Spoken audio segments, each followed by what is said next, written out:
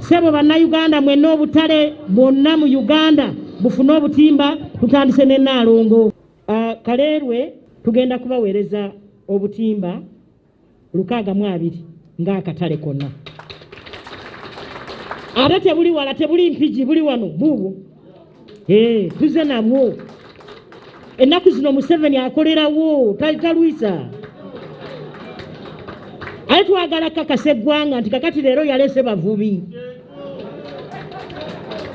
Kubanga Museveni agezezzaako okuweereza ssente tezituuka, nze nja kubeeranga nga neetuukira. Nga tulaba nti omuntu wa bulijjo bwe tuva mu katale kano tugende mu kalala okusinga okukola omulundi gumu essente zonna ne bazirya abagezi. Kubanga gavumenti ebadde eweereza. Naye kati anaakwata ku ssente z'omuntu nga baziweereza bannange. A lot of information has been on social media about fruits and other vegetables that people assume can heal from COVID.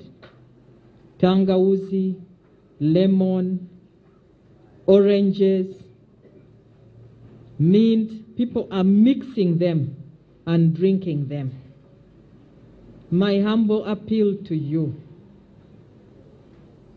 eat everything in moderation. Don't do that. You will end up getting very terrible ulcers.